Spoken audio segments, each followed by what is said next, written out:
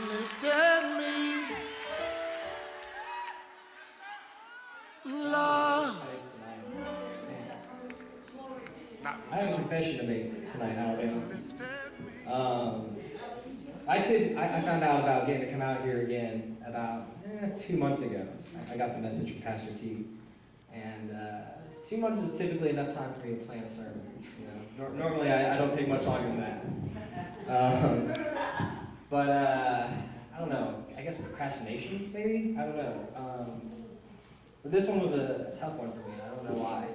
And I've been working on it. I rewrote it probably 30 times. Easy. Now, typically my creative process is about 15. So 30 is on the higher side for me. But that's because I'm picky about, what I'm going to say. But this one was hard for me. And it's not because the topic was hard, because I love the topic. I don't think I heard God right several times. I think that I was letting the world talk to me and not God talk to me. All right. And so I don't think the sermon hit me until probably, I don't know, how long ago was it? 60 minutes ago? So I think God's been speaking to me over the last couple months. And tonight has really been an eye-opener, just getting to fellowship with you guys and getting to worship with you guys. So I think Pastor T has an in with the Lord. I think that she talks to him regularly. I think that's the only way that this can happen, because it seems like every time she messages me is when I really, really, really need to hear the Lord speak. And it's funny because it's not like she's really saying anything directly to me. She's asking me for something, and the Lord speaks to me through it. And I really have needed it lately. So when Pastor T messaged me and said, "Hey, I want you to come out and do this," it allowed me to open up this book that I haven't read in a while. It's the Bible. Man, if you're looking for some truth, the Bible is the place to go. Oh man, that Bible. I tell you what though, this is a book that you can't take lightly. You can't open this book and expect it to make you feel good and warm the whole time. You gotta expect a little truth to hit you in the face. You gotta be willing to open up a little bit and accept that you're gonna look into a mirror and not necessarily see what you want to see. But sometimes that's good. That's what we need to wake up. So today we're talking about prayer, praise, and prison breakout. And I think Pastor T nailed the message down when it came to which Bible verse to use. And I'm going to kind of use it a little bit, talking about Paul. Now, Paul's an interesting man. Very interesting man. I don't know how many of you know Paul, formerly known as Saul. Now, Saul and Paul are two completely different people. Saul was not so much of a righteous man. I don't know how many of you know about this guy, but this guy, he didn't like Christians. He didn't like them at all. Persecuted them. He sentenced them to death. And watching the religion go down was his goal. That's what he wanted. Anything to go against the Lord, he wanted to do. Making sure that people were put away for what they believed. Making sure that they silenced what was being said. That was Saul. Now, Saul's on a horse, and he's riding with his men, and he's in the lead, and a light comes out, and it blinds Saul. And the Lord comes down and speaks to him. See, the problem is that Saul thought that he could confine God to a box. But there is no box that can confine the Lord. So the Lord put him in that box and said, "Now watch what I can do." So he put him in that box. He's blind. Now, I don't know how many of you, but I love what I can see. I love getting to see everything. I mean, colors are just amazing. I don't understand how dogs can live in black and white, but man, I'm so glad that we have color TVs nowadays. And in high def. So to be blind, I mean, take away your vision, something that's so important to someone who's a leader that people are looking up to. And God speaks to him and tells him where to go. And so he speaks to Saul. And through a turn of events that would just take a while to explain, but Saul becomes a renewed man. He realizes what the Lord can do. And he changes his name because he realized that just like in baptism, when the old you dies, the new you is resurrected, he needed to make a change. So he changed his name to Paul. So he was known as Paul. Now, Pastor T already kind of stole my thunder and told the story, but I love it. And so I'm willing to say it again because I love it so much. But Paul and Silas are in prison. It's kind of ironic. that Paul goes to prison when his whole goal was to put Christians in prison. Now he's preaching the word, and look where he's at. There you go, amen. Reap what you sow. So, he's in prison. Now, I've had the fortunate ability of avoiding prison, but my brother has been there. And he's told me several things about how not so fun it is. And I can tell you right now, the last thing I would be doing if I was there is singing praise to anybody except for, please get me out of here, dear lawyer. I don't want to be here anymore. Somebody get my bail. So Saul and Silas are in there, and they're singing and they're praising because they know. Paul had seen that that box that he originally put God in is not something that can confine him. And so he realized that giving praise was the only thing he could do. The only thing that was right at that moment was to pray and praise. Pray and praise. Because there's nothing else he can do inside that box and those walls except for pray and praise. Because the only person that could beat those walls was God. Only one person. So they're praying and they're praising. And what happens is God has this miraculous event happen. The earth starts to shake. The ground shakes. Their shackles are free. And now the guard wakes up and he realizes, oh no, all of this stuff is open. The doors are wide open. The shackles are gone. Now, back in that day, if you were a guard and your prisoners got out, you were done. That was it. The next person in that prison is you, and you are not going to like it. So they had the opportunity to get out. They were free. The home stretch right there. Their bail was paid. It was good for them to go. What does Paul do? He sits right there. He sits right there. He saw the opportunity to run. He saw the opportunity to get out. He could have said, God just let me out. God just gave me the opportunity to be free. And instead he said, but at what cost? At what cost if I leave right now? Maybe there's more for me. Maybe there's more for me to do. And so he sat and he waited. And as this guard is getting ready to take his own life because he realizes that it is over, it is done, he is no more, Paul says, stop. We are still here. Now that prison guard, he's confused. He can't see, it's dark. And so he calls for the lights and he runs down there, and sure enough, he looks and he sees all the prisoners are still sitting right there. And he's so shocked. He's like, why would you still be here? And he knows at that moment there's not a single other thing he can do than walk up to Paul. And I have to read it straight from the Bible because there's no better way to say it. He walks up to him and says, sirs, what must I do to be saved? At that moment right there where you think your whole life is over, it is done, and you have nowhere else to go, God said, wait, I have more. And at that moment, there's nothing else to do but drop on your knees and say, Lord, what do I have to do to be saved in you? Now, I was reading a little bit more, and I've known about Acts for a while, and that's where I just read from. And as I was waiting for my two wonderful friends who are amazing people, I've gotten to know them for so long. I'm so thankful for them. I can send them a text message and say, hey guys, I need you to pull together 6 songs in like a couple weeks. And they can do it.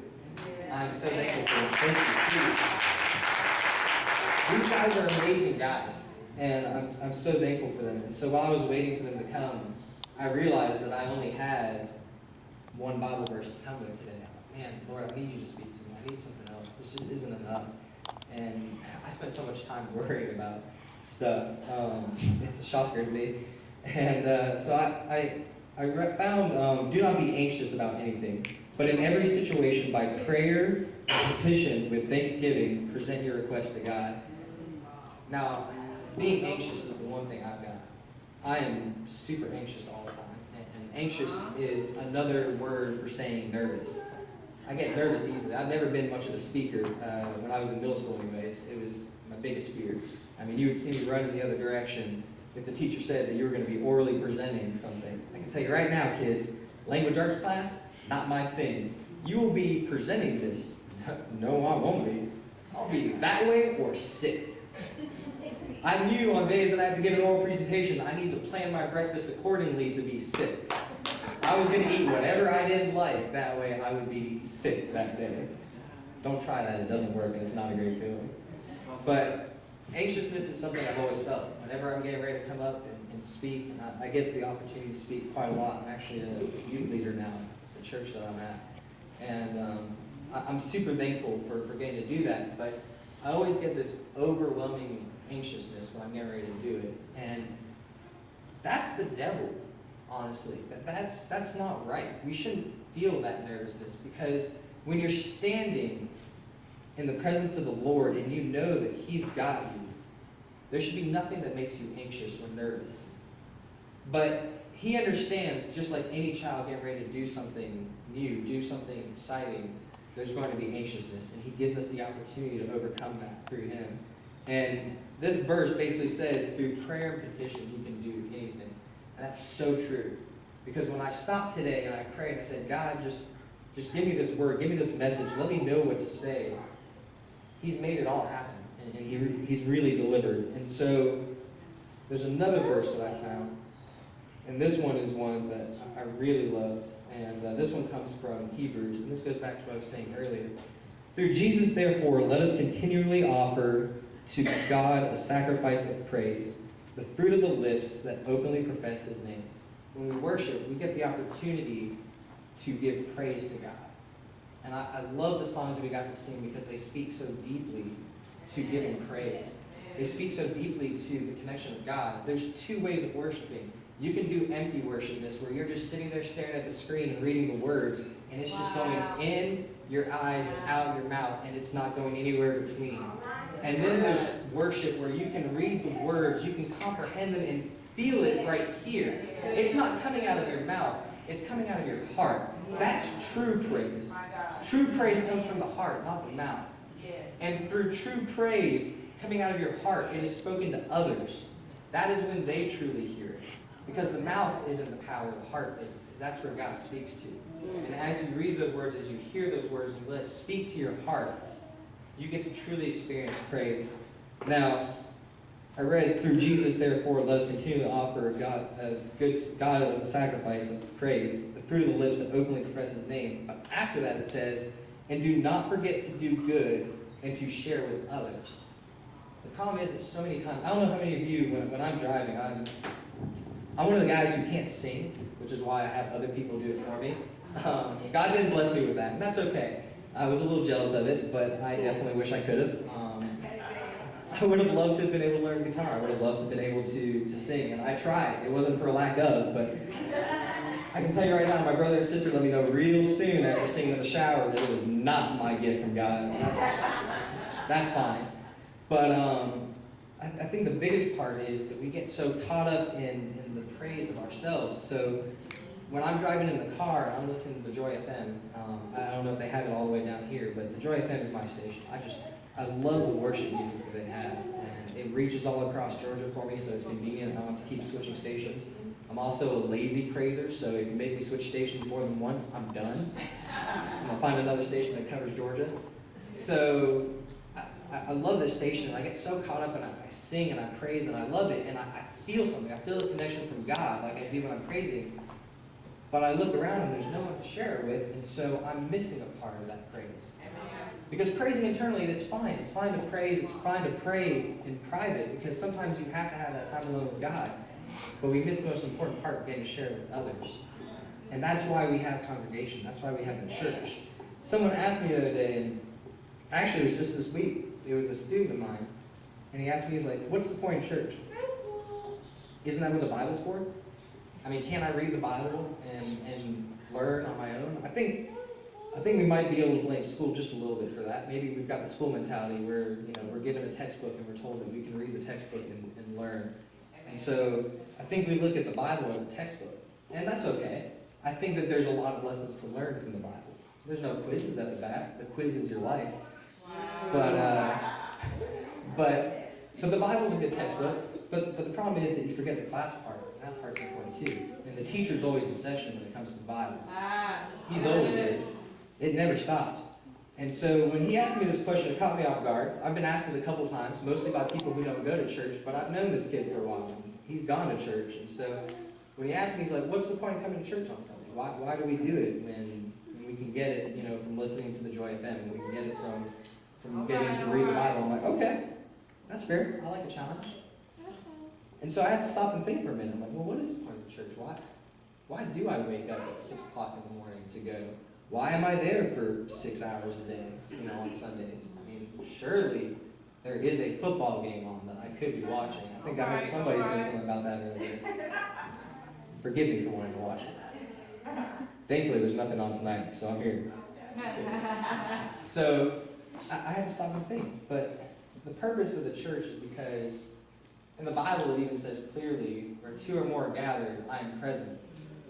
I'm not saying he's not present when we're praying to him. He's listening.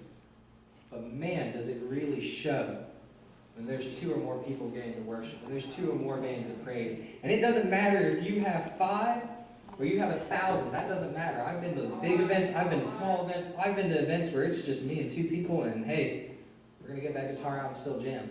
It doesn't matter. It doesn't matter. You don't need a guitar. You don't need an instrument. Like Pastor T has been saying today, it doesn't matter if the mic stops working, because at the end of the day, the praise doesn't come from the mic. It doesn't come from the mouth. It comes from the heart. It comes from worship. It comes from truly understanding who God is.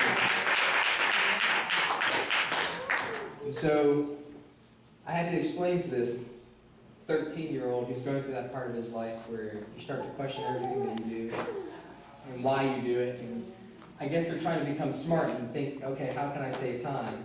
Or how can I get more sleep in? Because it sure isn't happening on school days.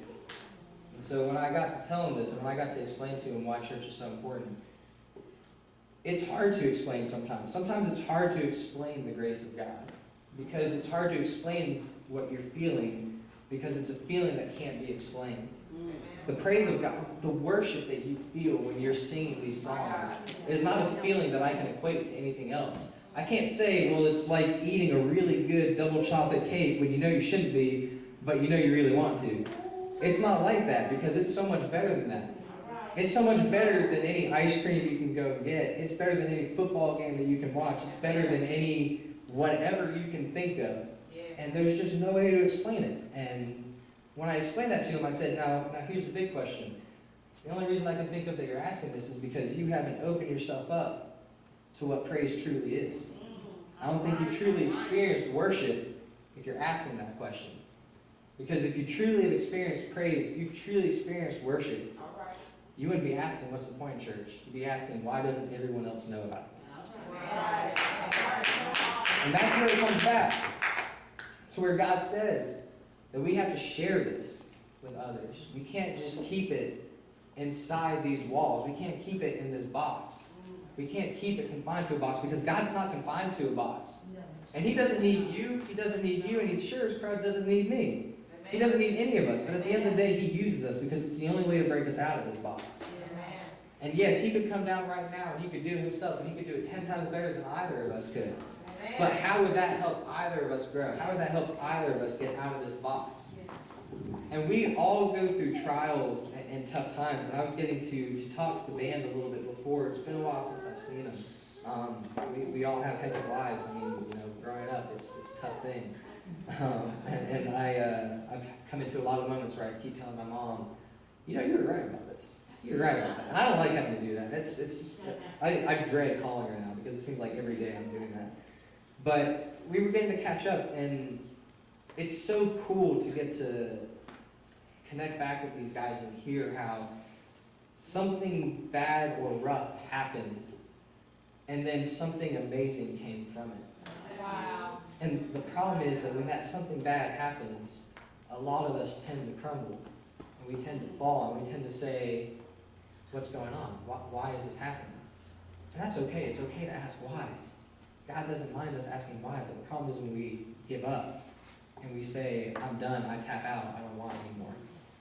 Because the God that I know, the God that I've experienced, He has been able to overcome anything and everything that I have ever faced or thought of. And I could go for days about the stuff I've gone through, and it doesn't equate to what others have. And I tell you, when I get to hear certain stories from people, I sit there and wonder why in the world I have ever even cried.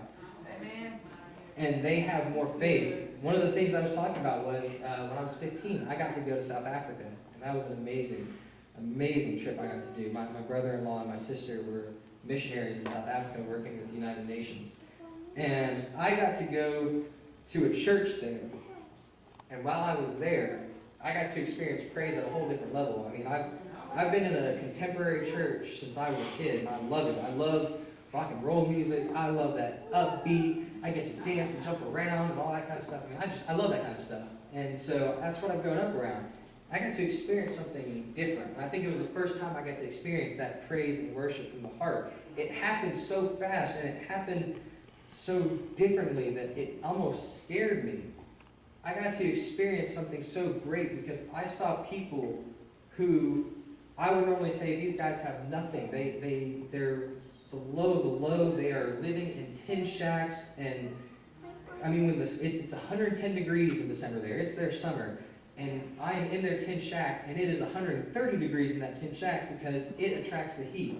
I mean, if I was a sardine, I would be cooked. And I got to watch them praise and worship in a way that I've never seen before. They didn't need an instrument. They didn't need a microphone. They didn't need a projector. They just needed to know that their God loved them so much that when it came time to pray with them, I had no way of wanting to even say, Lord, please give them houses and stuff like that. The only thing I could pray was, Lord, please help me worship like them. Because there's no way. There's no way if I was in this same situation, I could do this same thing easily. And it was an eye-opener for me. It was. And it broke my box. And it definitely changed my life. And I wish that everyone could do that. I really do. I wish that everyone could experience that moment. But it's up to us when we experience these things. I see parents in here. I see brothers and I see sisters in here. It's up to us when we experience this stuff to share it. There is no way that we can contain it to these four walls. There's no way that we can allow social networking to be blown up with such depressing, sad stuff and not speak the word of what's going on. Because no matter what's happening out in this world right now, no matter what kind of bad stuff is happening, what kind of people are trying to, again, trap God back into a box overseas, it doesn't matter what's going on because through prayer, through praise, through God, we can overcome it. That box can be broken. There is no boundaries to what you can do. And that is not what we are talking about. We're talking about how bad things are, but it is so good. There is still so much being done. Again, I've heard people say that, God isn't as open as he used to be. We're not experiencing God like we used to. Well, sure, times have changed. We're not on black and white TVs anymore. We're on color TVs, and that means God has changed his approach too. That means that he gives us the opportunity to share his word in different ways. We think of social networking as such a bad thing because it's spreading such bad stuff, but it gives us the opportunity to spread such good stuff. We can't be confined. We can't just stop because people are saying bad things. We can't change our way of thinking because bad things are being said. We have to go and speak the word. We have to spread the praise. Because wherever two or more are gathered, well, social networking, more than two are gathered. I can tell you that right now. It's amazing how fast a picture can go around. And so you want to spread some gospel, you want to spread the word of God, then why don't you show it where everyone's looking? Social networking, in schools, at work. No matter what, we can't confine ourselves to a box. We can't confine God to a box because he will shine that light so bright that it'll blind us. And then it'll give us the opportunity to be reborn. And that's when we will truly get to experience God. And he doesn't want us to get to the low before we experience this. Because we don't know when too late's going to be. We don't know if too late's going to be tonight, tomorrow, a year from now. We don't know when too late's going to be. So we've got to spread this word. We've got to make it contagious. It's got to be so contagious that just like the flu, it spreads. It's got to be better than the flu. It's got to spread far more than that. I mean, it's got to be better than a daycare center that's gotten the sickness. It's got to spread. Because I can tell you right now, a daycare center can spread a sickness through work, through school, through everything. We've got to make it contagious. We've got to let God's word spread. We can't confine it to a box. We've got to let the light shine. So I'm going to ask my friend Jake to come up and help me get ready to close out. I can't express how much I love nights like this. I love getting to speak, but more so I love getting to listen. And I love getting to hear God's word. And typically when it comes to prayer, I spend a lot of time talking, and I don't spend a whole lot of time listening. It's my time for me to say, God, this is what I'm thinking of, and this is what I'm worried about. And that's good. It's good, because he wants us to tell him what's wrong. But he also wants us to stop and listen and say, hey, I've got something I want to respond to you. And so I'm going to have Jake play one of the songs that we sang earlier. And we're not going to sing. I just want you to think back to the words. I want you to close your eyes, and I want you to think. Actually, I don't even want you to think. I want you to stop. Stop your brain. I know how hard that is. I really do. My brain doesn't stop, but I want you to stop. I want you to open your mind, your heart. I want you to let those words just flow back into your mind for a minute that we sang earlier. I want you to hear God's word speak to you. I'm going to close out in prayer. I just want you to close your eyes right now. Just close your eyes and open your heart and just listen to whatever God has to say to you.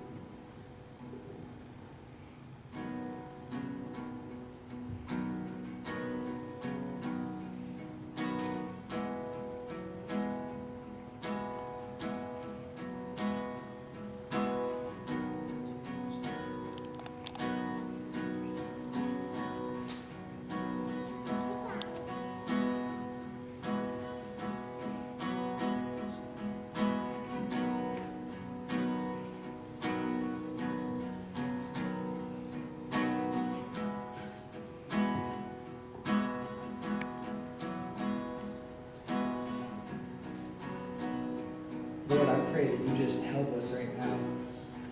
Lord, just help us understand that there's no box big enough to contain you. Lord, I pray that you just help us right now understand that you created the heavens and the earth, and there is nothing between here or there that can stop you, Lord. Lord, I pray that you just help us understand how mighty you are. Lord, I pray that you just help us experience true praise, true worship, Lord. That it is not meant to be just kept to ourselves, but it is meant to shine out to others. Lord, I pray that your worship, your praise, just be blessed through all of these people, Lord, that it is so bright that it blinds others to the point where they want to be reborn. Lord, I pray that you just help us break from those shackles, that you help us watch that gate swing wide and not have us just run out like the school dismissal bill, but that you help us say, we're going to stay back because we want to save that one other person. Lord, I pray that you just help us experience true fellowship, Lord, because there's no greater thing. Lord, there's no such thing as a question of why we need church when we've truly experienced praise, when we've truly experienced worship, when we've truly heard from you. Lord, when you work in someone's life, they know it, they feel it, and there's just no turning back. Lord, I just pray that you help us spread this word, Lord, because it is a good word, it is a mighty word. There is no better word than your word, Lord. There's no better feeling than your grace and your presence, Lord. Lord, your love is just so unexplainable that words can't even describe it. Lord, I just pray that you help us right now, that you help us every day as we go on to help spread your word and be contagious. Help us truly understand prayer for others, for ourselves, and for our nation. And Lord, I pray that you just help us experience true worship. And it's your name we pray. Amen. Amen. Thank you.